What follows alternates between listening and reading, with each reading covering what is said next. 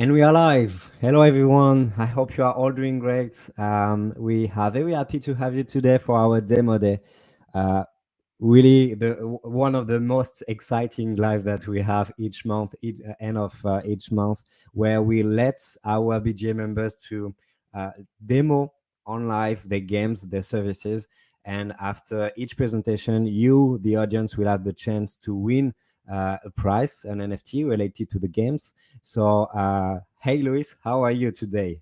Hope you're fine. I'm good. How about you? Awesome. I'm very good, very excited by the different presentation we will have. And actually, Absolutely. without any further ado, I will let Daniel to introduce the game and the services. Sure. Hi, everyone. Thanks for having me. I'm Daniel Solpov, and I'm principal game producer at Sensorium in mobile division. So today we are talking about Sensorium mobile app, which is kind of a stepping stone here in the range of mobile products we launch and we plan to launch. And yeah, so. Uh, Let me just begin. I prepped a very short presentation just to not make it too boring, but I will try to make it exciting. So here we have a mobile app, your Spark unleashed by AI. So as title says that we are focusing basically on the virtual life and building intelligent virtual life with Excuse You, me, Daniel. You're not sharing screen, just so you know. oh, sorry. Sorry, guys. I think it didn't work. Sorry. Just one sec. Share the screen. Okay, you can see it, right? oh, Yep, yeah. you can say it now. Okay, cool. So here's some screenshots from the mobile app launcher, and so the what is it about?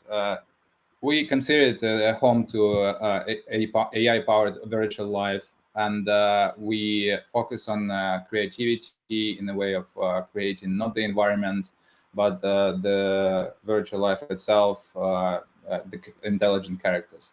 So while doing this, we offer some gameplay, entertainment, and now we're working on some play to earn mechanics to be introduced later this year. So what is actually user can do in the mobile app? As I said, everything surrounds the character creation, and it starts with explorations. Basically, we introduce various visuals, assets that you can choose in the mobile app, and combine them together to create unique character. At the moment, we don't have many visual assets, but we're still working on it. And you have around 8-10 avatars at the moment. Another 10 will come up soon. The most important part of it actually is not visuals, because everyone is used to changing, customizing avatars in games, metaverses, etc., etc. So we are focusing on personalities. We have a powerful AI engine connected to OpenAI, huge database of information which we tap in, and yes, the journey starts with character creation, exploration of whatever elements you can combine together. Then you collect it in your personal library and mix and match whatever you have dynamically. So you can create various characters, up to 5 right now, but the sky's the limit. To be honest, it's just for the convenience. And then you have various interesting personalities out of the box. Like we basically offer a different types of personalities in different themes. We have like big team of narrative designers working on those personalities, creating them, creating unusual stories like demon hunters and superheroes, or even Van Gogh you can talk to, and they can have various looks, and it can vary from person to person, whatever they like. Then this is something we actually, it's quite new. It's not in the app yet, but it's coming up. The previous screen shows the kind of out of the box personality that you can use. This is the personality creator, which has various layers in various categories. And basically, you can create super unique and unusual and super interesting persona with this tool. And even us, we don't know what you can do, and it's like it's completely creative process which will transpire through the dialogue with your character. And coming to the dialogue, the app built around interactions and skills. So the one of the skills that we provide to characters right now is first is intelligent dialogue. They are smart. They can answer very niche questions, like in comparison to other apps out there. Our characters can sustain very long context, and also they can dive into the very niche themes like VR, metaverse, tokens, crypto, even, or whatever it is, to be honest, on the internet. And another thing as a skill is a dance, because initially our metaverse is built around music and entertainment. So we actually created a huge library of professionally choreographed animations. So we have pretty much every move right now in our library, which will in the future be in an NFT library of dance animations, which can be traded, which can be mended together to create mini shows or TikToks, etc. And this is another skill which the characters will have. On these topics, I can just add that our plans for the rest of the year is actually build play to earn mechanics like dance to earn, chat to earn, minting tokens through the interaction with the characters. Characters can actually help you to earn money or crypto in that sense, and also we will add we plan to add some super cool mechanics like gameplay mechanics, like dance school. It's for when whatever move you have, it works like so basically the character teaches you how to dance, and you can earn money by dancing as well. And some advanced tools for the content creation. And the second half of the year is will be focused on AR world, which we'll be creating with some interesting features. And again, it will be the NFT economy and sensor will be integrated into this. And right now you can create your content, whatever you talk about. So for instance, if you have like interesting conversation going, she's joking or he's joking, and something unusual, you can record it. You have your dances, obviously you can record it, you can see it here. And so I have a couple of videos just to show you quickly if we have time. I think we have a minute. So you can download the app. You can dance in the AR. So some of my team, they just recorded just examples.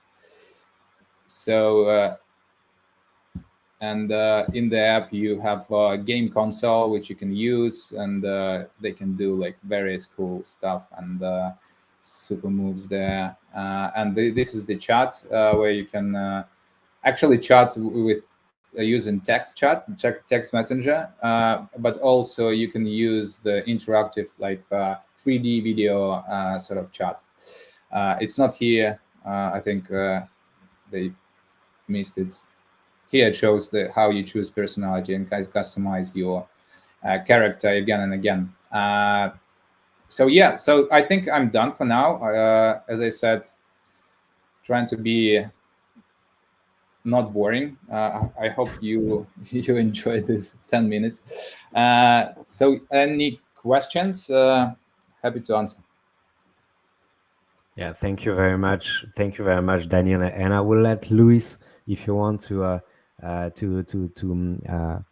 ask the question, because as I remember, if we will be able to ask question, Daniel actually will ask the question to the audience, and you will have a few times to be able to answer it, and we will pick someone in the audience to be able to have the chance to be rewarded with the NFT and the price that Daniel and the team just suggested to have. So yeah, Daniel, if you have the questions to ask. I just sent it on the chat if you don't have it with you. Perfect. Yeah. Oh yeah, I remember it. Yeah. Okay. Nice. Thanks, guys. So what is the role of the tokens of sensor token in Sensorium Galaxy app? So it's a simple question. I think everyone could answer this. Okay, great. Well, I'm sharing the question on screen just in case, so you can have it with you as well. There's actually a question for you, Daniel. Here, will your AI become advanced enough to cure my extreme depression? And yeah, okay, it wasn't a question for you. Sorry about that. It's okay. Um, I think it will but be it advanced. will. Do you think so? Yeah, 100%. Okay, nice. Well, I'm not seeing any answers yet. So I want to remember the audience to send any real questions to any of our speakers. That would be great. In the meantime, let's see if anyone has the right answer. We could wait sometimes if you want, Luis, maybe a few minutes, taking the time to let Vincent, depending on the country you are, it will be Vincent for me, to be able to present the game land, and we can go back to the answers just after if you want to. Yep, sounds great. Perfect. So, Vincent, if you're willing to introduce. Yeah, sure. Hi everyone, my name is Vincent. I'm the founder of GameLand. Oh, let me share my screen. Okay, it's okay. As there's some problem about my PowerPoint, I don't know. Actually, we can see all the information. Yeah, now we are incubated by the GameLand. Actually, GameLand is building a bridge for game producer get feedback from player and player participate in the game development process. It means uh, the more uh, in the stage, the player can engage in the game producer to help them to improve their products. And the game name product can see as NFT rental platform, enlightenment plan, game guild tools, and Gen Z communities. And the next, I will introduce the function of each product in detail. Actually, I want to. This is a demo videos. I want to play it, but I cannot show it. NFT platform we have developer finished. Now we cooperate with some user, and we also have some FT already listing our platform. And this platform will range in next month. Yeah, if you have interesting to run some FT on our platform, you can contact with me. Yeah. And the second is our Game Guild Tours. Game Guild Tours is allow user to visualize the FT achievement, ranking, reward, and other things incomes is can unchanged and in the game in the guilds to help the player monitor and manage the expenditure incomes of NFT assets in each game. So each one can know about all the player, their incomes, their empty assets, and how they what is their ranking on the game guilds. How the manager to improve the players. And the Chinese communities is to create the four ways ecological cycles, conversing player, creators, developer, and gameland working together to meet the strong needs of the user for games developers. Yeah, this is very important part for ours. We and many game producers they can cooperate with us to help. We can help them to get some C player and some market strategy to help them to promote their products. And the last one, enlightenment programs. This is very important part in Gamelands. This main purpose is to games. Developer can not only reach users most effectively with officer contents, but also further enhance interacting and improve the relationship with the player, allowing player to consume the community's content within the game because in this part we can provide some test user for the game producer. They can the player can help them to test the game and also give some feedback for them. They can they can depend on the feedback to improve their products, to help them to test the markets, and also they can build up the community in these programs it so that they have strong markets and strong users before they face the markets before they launch the products. And this is a gameland structures. As you can see, gamelands try to create the ecological cycles. We try to combine all the things, just like as I mentioned, the enlightenment program, communities, and game guild and game guild alliance. We combine all the things to provide the value to the game producer and provide the community for the players. So the game producer can find the player in our system, and the player can find can find their game guilds, can find the game some new games in our systems. And actually, we have a role in our game lands. We will invest some potential games producers, and we if we invest for them, we can help them uh, to range the products, to help them to find a C player, to help them we also can introduce some game guilds for them because in this time game guilds is very important for the games. They can help them to explore exposure in the markets. They can help them to grow, help them to earn the money in the market. Yeah, this is very important. And this is a Gameland's business modules. We the main module have four. The one is major is platform fee. We will charge some rental fees from the platforms, and the second is we will get some survival fee from the game producer because we can provide some service for them, just like the market, some community to build a community. And the third is the game guild tours. The tour we were free for some game guild to use, but if they want to use advanced functions, they need to pay some fee for us. And we also will write to develop some specific function for them. And the last one is investor. Just I mentioned the we will do some invest and NFT assets, incubators, and the other things to keep the incomes. Yeah.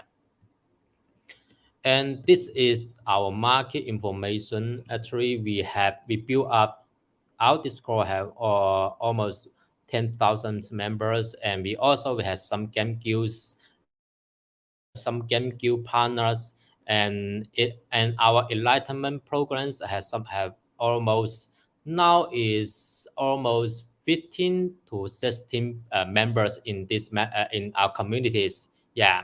And we also have our own game guilds in Philippines. Yeah. Now in the Philippines we have almost 2,000 members. We can also help some game producer to promote the game in Philippines. Yeah. And the rental platform we cooperate Ethereum and some my neighbor Aris we now and the other game guilds and producers. And this is our market predictions. As you can see, the graph, our player incomes at the end of this year, the game guild will reach $90,000, yeah, per month. And the second the graph, you can see there may be rental fee, enlightenment fee, and the game guild tours fee. And the uh, the enlightenment plan we will predict will get the 30,000, and the rental fee will reach the $30,000, and the game guild we will estimate will reach the 150,000 incomes at the end of this year. And yeah, this is our market strategy. Now we have developed the flipping community, and the next step we will user in Vietnam, Africa, and other regions. Yeah, Malaysia we will also do that at the same time. And this is our financial informations. Now this time we try to raise 3 millions, and this money we used for the market and the team expansions. And this is the token matrix, and this is this round, and we will release the 5% on the TGE, and the last we will vesting for 18 months. Yeah, this is our team member. I'm Vincent.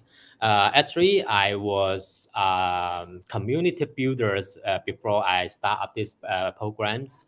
I had strong the community building and the publicity capability. Yeah, and our STO have almost 3 or 4 years blockchain experience. They have the DeFi project developer familiar with different developer framework, just like Substrate and other things. Yeah, and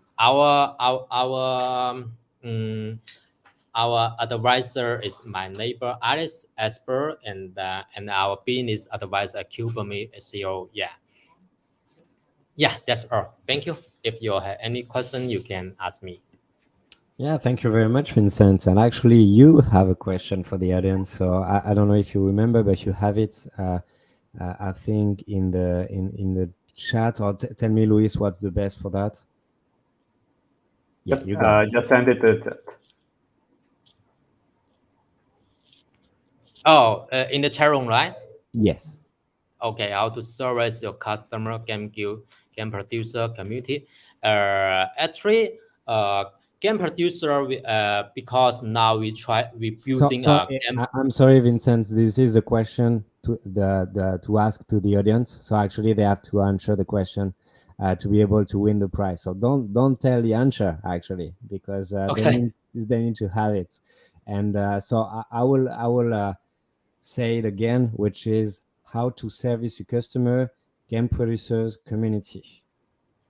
Okay, how to serve your customer. Yeah, so we will wait, but I know, thanks again, Vincent, and I know that Luis, if you want to address the winner for the question from the Daniel presentation. Yeah, there's actually someone who answered, Daniel. I don't know if that's the right answer. By Alexei Blagirev. Can you see the answer in the comment section and tell us if that's the right answer?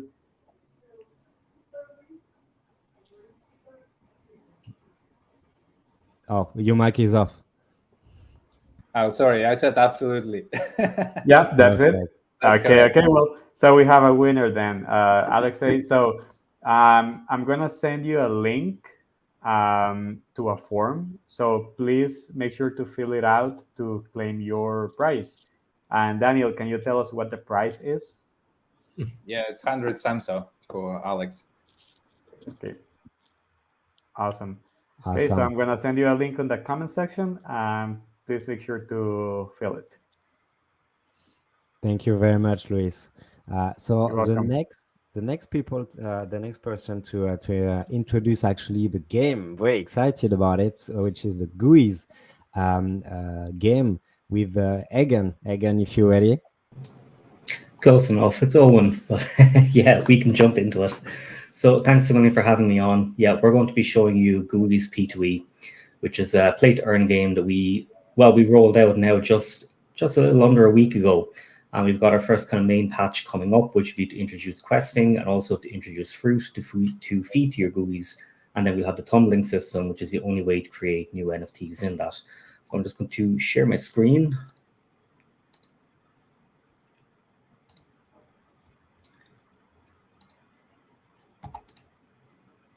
And I hope this is the right screen. There we go, perfect. So first off, the actual process of building our NFTs was a little bit different than most. We didn't run badly. We have the marketplaces. Is it something the one you want to show? OpenSea. Yeah, we have the OpenSea pages open. Yeah, perfect. So all of the NFTs that you actually see here, there was no pre-generation done on this at all. Every single NFT was built fully on chain. We use Chainlink VRF to get everything from the cosmetics to the actual statistics that are on the GUIs themselves. That goes for their strength, their defense, their health, etc. When getting all of the attributes is in what we're going to be building their cosmetics on, obviously we can't compute an image like these on chain just yet. So we have our own backend that runs and listens to the actual emissions on chain to pick up what attributes they were actually, say, minted with or born with, and it's able to generate the imagery from that then. The NFT kit that we built to do this with, we modified to get us the actual sprites we want to use in-game. So I'm going to open up Unity here. You should be able to see it, yeah? I hope you can at least. But we wanted to get that to bring down everything that we pull on chain. So this is kind of one of the more difficult parts of building GUIs. The entire game is on chain. We have nothing business logic related running on a dedicated server. We obviously have our images being generated on there, but the game itself has to be fully on chain. So we're pulling everything from the network itself. In building that, one of the kind of, how do we put it? One of the roadblocks we keep hitting with that kind of stuff is how exploratory that space is. And our own community can tell you, and I'm sure the rings under my eyes can also tell you, we've been in crunch for a while to kind of fix up a couple of the bugs that have shown up in doing this, and a couple of the more unexpected things that came from it too. So when we built our NFT kit to begin generating actual sprites that we could pull down, it worked brilliantly. We're able to pull them down, we're able to generate them, we're able to get them into the actual game world itself. So one of the main things we wanted, of course, was to be able to have our GUIs actually rigged in game so we can use them. I'll just show it here. That's the rigging setup that we have on our GUIs at the moment. We should be able to see the bones on it if you double click into it. So yeah, basic rigging system so that we're able to actually animate them in game, pulling it down completely from data that's on chain and using our NFT kit then to be able to generate the imagery that we're drawing on top of. So we found with Unity, this is more again of more so a networking game bug, but Unity requires us to be able to write metadata into files to be able to generate, all of these bones and the weights that go with them, what they actually control. So in doing that, we need to be able to write to your hard drive. because we're running for WebGL, we can't do that. So we found that after we built this entire system to pull fully from the chain, and I should be able to show you here if I scroll up a bit, might be a little small with the resolution I'm running on, but the actual images are all being pulled down in real time, which made it a nice lightweight client, able to get everything on the fly. So yeah, we nearly immediately were able to pick up on the fact then that we can't use it because we can't actually write to the metadata, we can't animate them. So we then had to rebuild our entire NFT kit within Unity to build every NFT on the fly based on the layers that we have, basically recreating the backend logic and obviously doing it in an efficient enough manner that we don't cause massive false size bloat. So we'll load this up and we'll give a quick run of it and let you see how it's actually doing that. So it's loading in all of our GUIs. It also checks for a couple of permissions at the start as well. And you can see it scrolling down and getting each one of them. Now, we can actually pick all of that up much faster, but one of the challenges we have running on chain is also making sure that we're not putting undue pressure on the chain. You do have to remember that while there are a lot of resources available across general blockchains we can run on, it is a shared platform. And we typically pause about 0.2 seconds between each GUI that we actually download from here. And previously, we're also downloading the imagery itself, which obviously would, well, push that up a little bit further. So if we actually zoom in on the GUI, we can see that everything is being loaded in, all the parts are being loaded, and this is an accurate representation of what's available on chain. I do keep in mind that these are our testnet GUIs, not the livenet ones. So GUI 0 on OpenSea will not look like this. So we're able to select our GUI from it, and everything from here again is fully on chain. So let's say we want to have a look at GUI number 3. Let's be able to do a lookup. It doesn't matter if we own this GUI or not. You'll be able to see it either way. But this is all loaded 100% on chain. We can see that they don't have a quest right now. We can see the food store is currently turned off because we don't want to starve our GUIs while we're waiting on getting our questing system together. But one of the big updates that we're coming out with is allowing you to get fruit for your GUIs. You can see them all here. You're able to pick up the fruit with the GUI token or the Dojira token, which is our main DAO and platform token. You can scroll through, see how many food hours you get from any items that you give them. You can also get tumble bonus, which is a bonus for breeding new GUIs. And then there's extra tumbles you can unlock as well. So as I noted, you're not able to just go in and mint a GUI right now. It's completely locked off. You need to breed new GUIs. And this, again, is all done completely on chain. A new GUI will be born based off the stats of the previous 2 GUIs with a chance of inheritance on, say, particularly rare traits that you might want to target, such as, say, a particular cosmetic.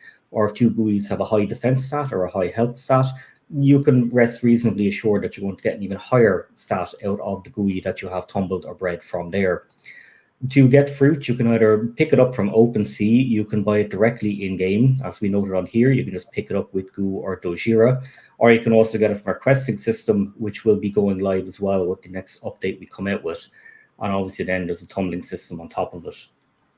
So one of the kind of main things I wanted to run through on, how we're actually building all of this on the exploratory side of it was that, we built this system to pull down images that we built with our NFT kit running on a back end so we can get it in-game nice and lightweight. We had to build nearly that entire system before we're able to test if it worked or not. And it turned out that no, there's a bug in Unity itself that has not been resolved. So we've opened the bug on that one. Hopefully in the future, we'll be able to reverse to doing it in that kind of style to save a little bit of file size, which is always important when you're working with, a WebGL or potentially a mobile platform, anything like that. But everything we build has to be run through this way. We have to do it in an exploratory fashion. Fruit has a very similar story. And the original update on Fruit was meant to go out a couple of days ago now. And we found that while it is all working on chain, the business logic has been written quite a while ago now. This is kind of what we need to begin changing our mindset on. See, it's working in the sense that if you know what you're doing on chain and you can write your own commands, sure, works perfectly. You can just call it directly from Polygon Scan if you wanted to. If you do not have the experience to do that, which would be about 99%, if not more, of people that are playing on-chain games, then, for example, if I went to buy it with GUI right now, it would pop up in my browser and I wouldn't have permission to transfer GUI into the Fruits contract. If I didn't have that, it would show up on my screen and say, look, you can try it anyway, but you're going to exhaust the amount of gas that you spend on it. As we found previously in the DeFi platforms we've made, a lot of people aren't really reading the warning that it's not likely to work, and they will click it. And the reality is they're going to exhaust their gas usage. And I mean, one of the entire points of us being on Polygon is it's one of the most efficient chains out there with a high TPS, low time and block finality, about 2 seconds, and extremely cheap to run on. If we're popping up errors that are allowing people to essentially exhaust the gas limit and spend $3 or $4 on it, that's kind of entirely defeating the purpose. And of course, they're not going to be able to feed their GUI. It's going to fail. At that point, then there's a lot of things we have to think about and how we can make this user friendly for people. So obviously, there's putting the prices off chain, which you wouldn't think that that's something you have to think about, but of course it is. You also have to recognize their balance itself. If somebody was trying to buy a banana for 4,800 GU and they didn't have that, we don't have any way to tell. You can still put through the transaction and it will fail, and it will cost you about $3 or $4 in gas. Similarly, with permissions, we can't just sit there and hammer the network and say, just keep checking if they have the permission to do it. Yes, it would clear up the problem in, are they allowed to or not, but we're also going to be hammering the network, and this causes issues, and, you can legitimately take a network down with that. We have seen popular projects that have crawled or slowed down blockchains to a crawl.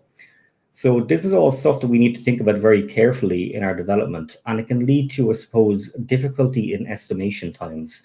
When you've absolutely everything running on chain, it does become quite difficult to be able to make sure that you're planning for the optimal user experience rather than planning for functionality. In planning for functionality, we're ready days ago. In planning for the optimal user experience that runs with that, we're still working on it. I mean, we're building a permission screen at the moment so that, if you go to buy with Dojira, it will do a quick check on the back end, and then it will open up permissions. And this is currently in progress. If I bring it up, I think there's only an image or two loaded in on it, so it's not going to look amazing. But yeah, as you can see, this is going to be where it's kind of saying, do you have permissions to transfer fruit or Dojira to the fruit contract? Small things like that we're able to pick up on.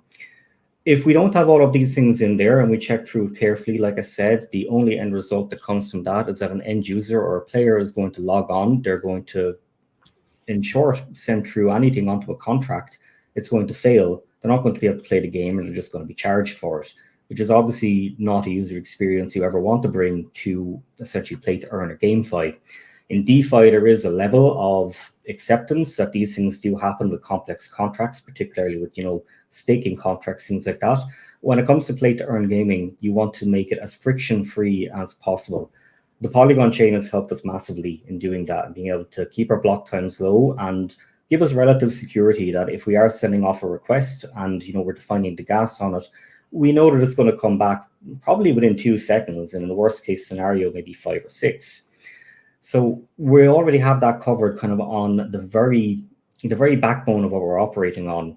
And a lot of our design right now is ensuring that we're able to build on top of that and, in short, relay onto our players the level of comfort that we've gotten in development on Polygon back onto the players themselves, so that we're able to ensure that they're getting an experience that is a game rather than, in short, a DeFi contract with a fancy UI on top of it. And that has been one of the largest things for us. And estimating in times on that, and this is one thing I put my hand up on recently, that estimates on my side were completely off on the initial release because there wasn't enough time that we spent sitting and thinking, how does this fit into the players' hands? It's great that all of us who know how to, interact with a contract on chain, we can play. It's a little bit unfair if we release a game that players can jump into if they know how to interact with a contract on chain with, while other players get to, pay $5 in wasted gas fees and get to learn that stuff. It's a difference between a game and a DeFi application. And yeah, this is what we are building on our new update, which will include fruit and questing. We're going to be giving the release date on that one on Sunday. So if anybody's listening in and they're interested in the actual play side of it, please do check out our Telegram and Twitter. It's my username, as you can see, should be down on that side there.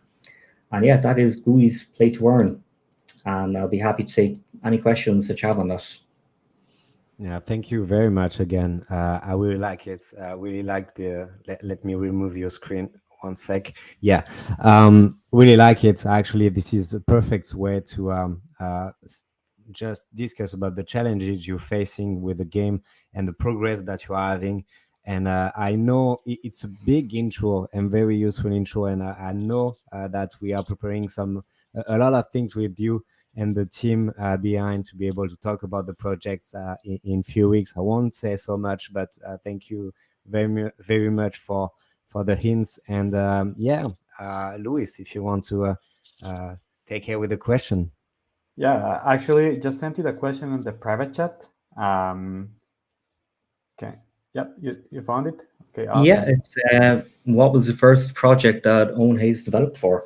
So yeah, the first project that I developed for in the blockchain space, at least, was on Dogecoin. I was the original core developer on that when Billy and Jackson got it launched, and they broke everything. In short, I had to jump on. We originally there was a mixture of random block times on it and also a standard difficulty level. So the random block rewards. The issue that this caused was that a block reward could be 2 times larger than the average, and also the difficulty could be way down. So this led to multi-pools jumping in on top of it and essentially locking the entire chain. So yeah, they had to reach out to developers that were in the space at the time, and I guess there were very few of us. I jumped on with it. It was definitely very interesting. Got to work with the Digibyte team on integrating the gravity well algorithm, which allowed us to essentially cut off multi-pools from abusing the rewards on it. I also had to get rid of what they called the fun part of the random block rewards. It sure was fun, but not quite so good for a blockchain. And yeah, we were able to push that out in the 1.6 client update. And it's kind of crazy looking back at it now that one of my big issues back then was that I wanted to develop utility and gaming projects that all worked on chain. Dogecoin had a perfect community for it. Everybody was enthusiastic, wanted to see what we could do with the actual tech.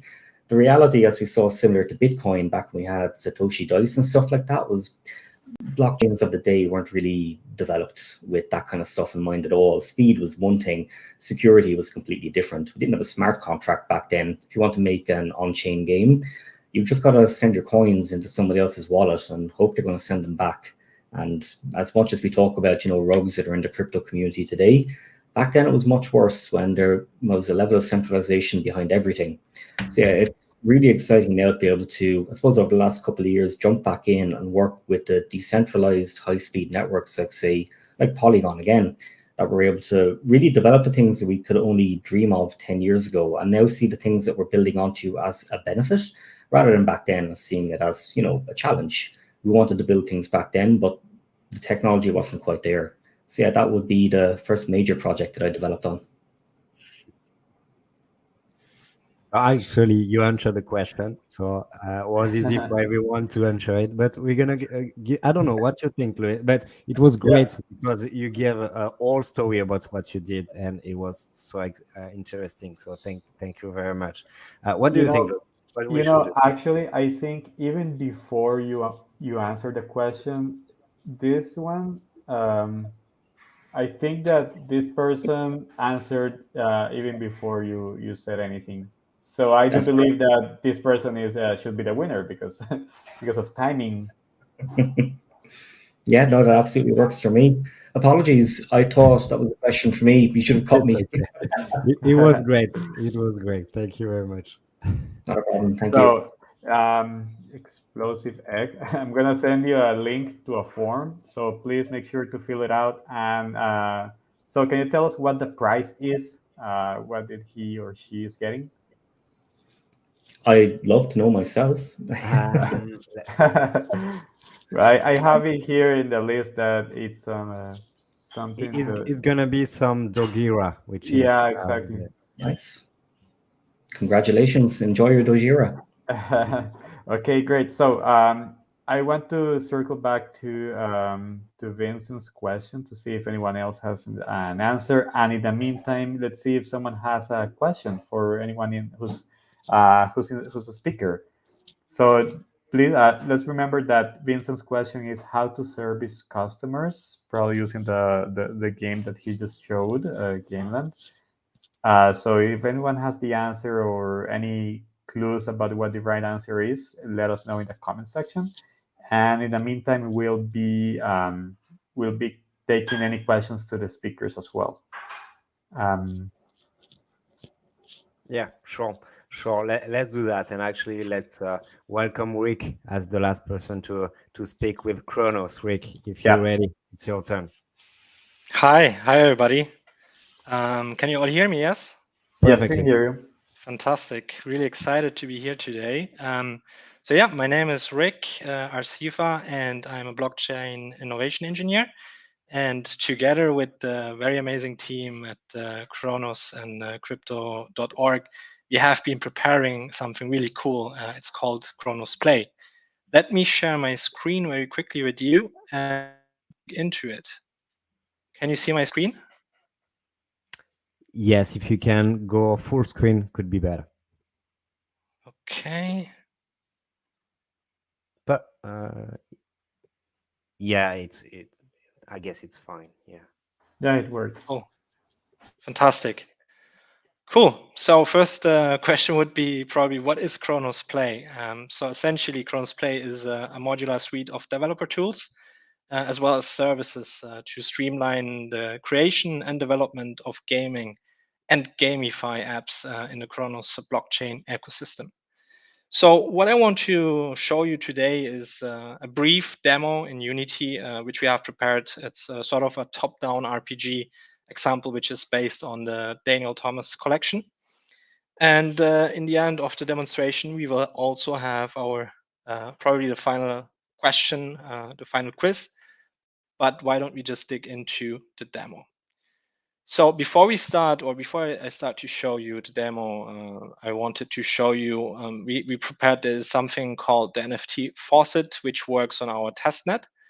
And it's basically a dev environment where you can pretty much create some test NFTs pretty easy and pretty straightforward with your MetaMask Chronos address.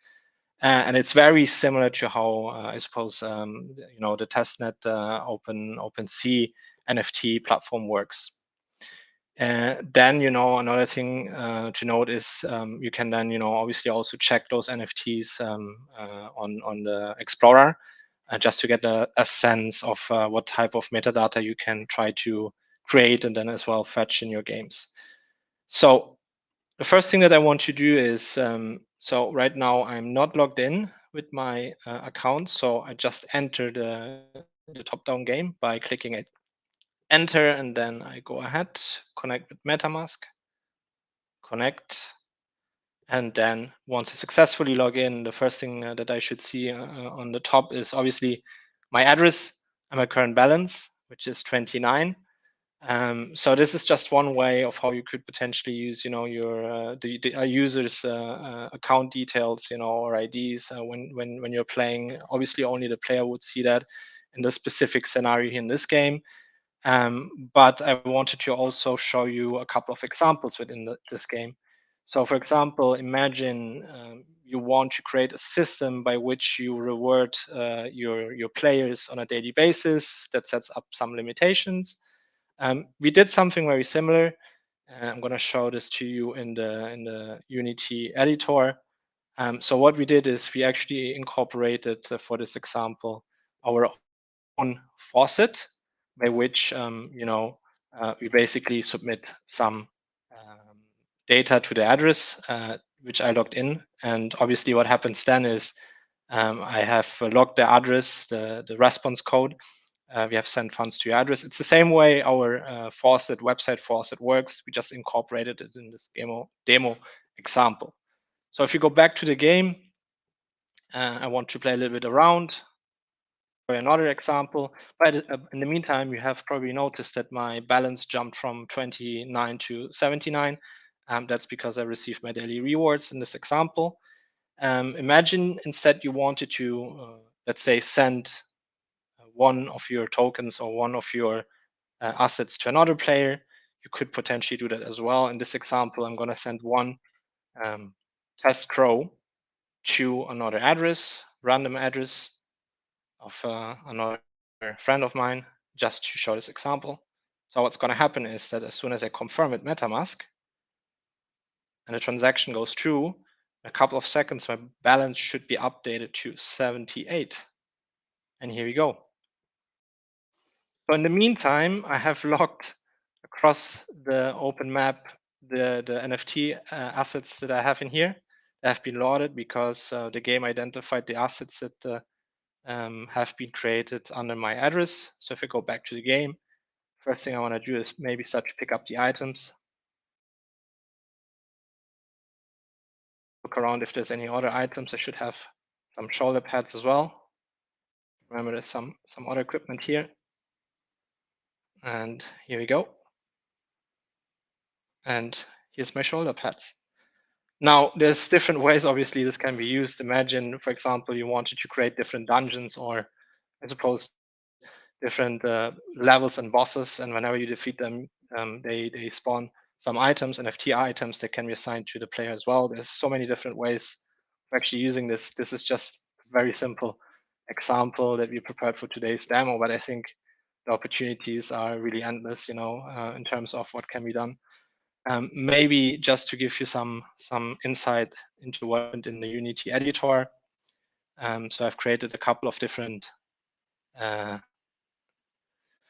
sprites, empty sprites, and what really happens is the sprites are replaced. So if you open the shoulder sprite, for example, what I try to do here is assign the count player prefs get string, and basically it fetches any asset that is assigned to this account that I use to log into the game. To make it simple, we hard-coded, the contract address of the NFT collection, as well as the token ID, and also the RPC method that we are using for the testnet. And what happens here, interestingly, the first thing is I obviously want to make sure that the owner of is the same as the account by which I logged in. And then, the first action is to refetch the URI from the chain. Then I fetch the JSON from the URI. What I did here as well is I replaced the IPFS with an HTTPS protocol to ensure there's no blocks or nor error responses when I fire up the query. And then the interesting part happens here by basically downloading the texture. And then what I wanted to do is I wanted to transfer or convert the texture into a sprite. And then what I do is I assign the sprite to the component, the empty component that is in the game. And that is a very simple example of what I did with the NFTs to get them into the game for this specific, in the context of this demonstration today. And the same goes obviously also for collecting the coins and creating a transaction. This is a little bit more straightforward because I'm using a Web3 wallet send transaction method. I assign the different accounts, for example, here the chain ID, the account to which I wanted to send the one. Here it says a little bit more than one because that's in way the value, but obviously converted into normal CRO, that would be one CRO. And that's what happened when I sent the transaction to another player, basically within the demonstration. And another thing before we head towards the end, so when building a project using the Chrono Play SDK, you can choose whether you want to use the standard web pre-GL template, if you want to work with MetaMask, or you can choose, our own Chronos DeFi wallet template, which will allow you to make use of the DeFi wallet that we built here at Chronos as well. That's just a couple of examples, but obviously you can also go for other options such as, a Web3 model and these providers as well. And with that, I think the last thing that I wanted to show you, it's quite straightforward to get started. We prepared documentation, we prepared an SDK. It has an introduction, it has some modules and explaining how to get started. There's also some simple examples to get started, but obviously you also have a great community on Discord and other channels, so you can get in touch as well there. And with that, I think we can end this presentation, this demo, and I wanted to thank everybody. And I'm going to stop sharing my screen. And I think we still have some time for a final question. I think, so the final question is actually, if you remember in the beginning, I mentioned the SDKs on which the SDK the game engines on which the SDK is available. But I'm going to ask again the question: which game engine does Chronos Play support? And there's going to be actually 5 prizes in total. And basically, I suppose the first answering right will receive 100 words of Crow. $100. Okay, awesome. Well, the question is on screen, so let's see who are the 5 people who will win this prize. There are many people answering the question, but I wish to before we select the winners. So you have enough time now, Rick, to select who the 5 people will be. I want to go back to Vincent's question once again. So, Vincent, can you give us a little bit, like a short clue on what the answer might be to guide people to try to get the right answer? Yes, sure. Actually, the hack connection between the game producer and communities. GameLand is our focus to build up communities. Our community will have game guilds, player, and the creators. So the community can empower the game producer before just like a new game. They want to face the markets. They want to test the markets. So they can. Our community can provide some C player for them to test the game and give them some feedback. We can also give them some game guides to help them to test the game, and also they can get some feedback from the game guilds so they can improve their products. Yeah, and also the game producer they can provide some chance for the game guild to engage their products. Yeah, the game guild maybe they have many experience to play the game, so maybe they think, hey, your game maybe has some problem in the logic. Maybe you try to change your logic to modify it.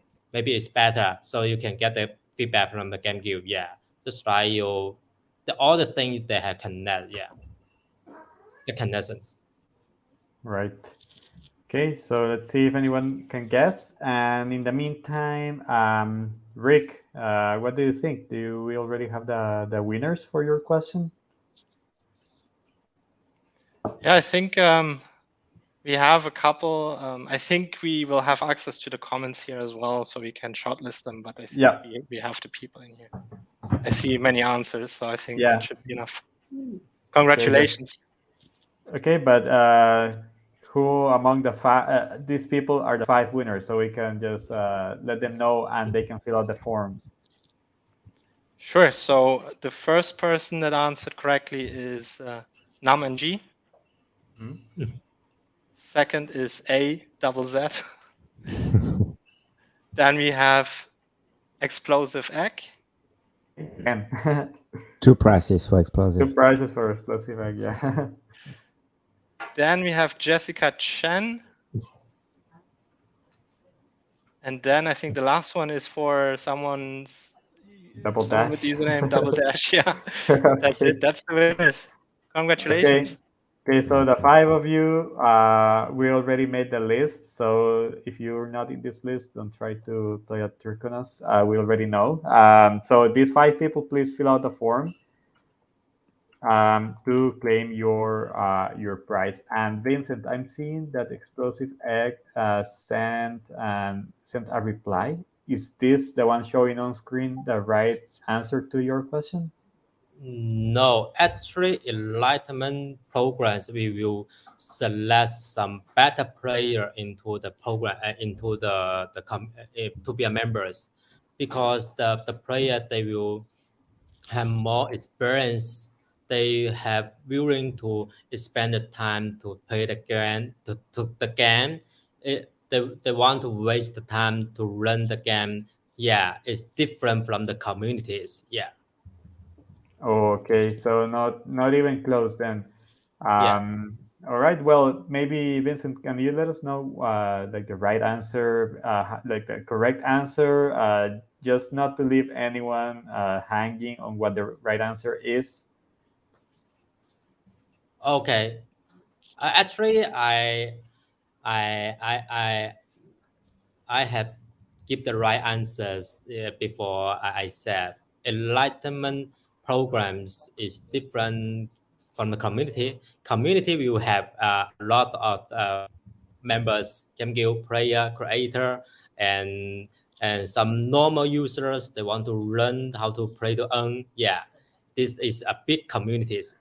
Enlightenment program, we will try to select some better player from the community to be our members. Yeah, and the enlightenment will give some a better server to the game producers. Yeah, it's different. Okay. Well, thank you very much, Vincent. And Rick, there's a question for you from AZZ, who just won the prize. They're asking, they don't know which wallet address to send. Is an Ethereum wallet fine for you? So it needs to be a Crow address, which is based on the Ethereum EVM. I'm trying to understand if I can send a link in here, but pretty much if you go to the chronos.org docs sections, there's an explanation section on how to set up your Crow address on MetaMask, basically. Okay, awesome. Yeah. Actually, Double Dash is correct with this. All right. So thank you very much, Flavian. Do you want to add anything before we nothing. close? Thank you very. If you want to close it, Luis, will be my pleasure. Okay, awesome. Well, thank you very much, everyone, for being here today, for being with us, for participating, and of course, thank you for to all our speakers for today's event. Hope you enjoyed it, and we'll see you next week. What's the event for next week, Flavian? Do you remember? It's going to be a new members presentations. A new members presentation. Okay, cool. So we're presenting the new members who joined this month on April. So make sure to stay tuned and come to learn who are the ones who will be joining the BGA soon, or who joined this month actually. So thank you very much. Hope you have a good weekend and see you next time. See you. Thank you very much. See you.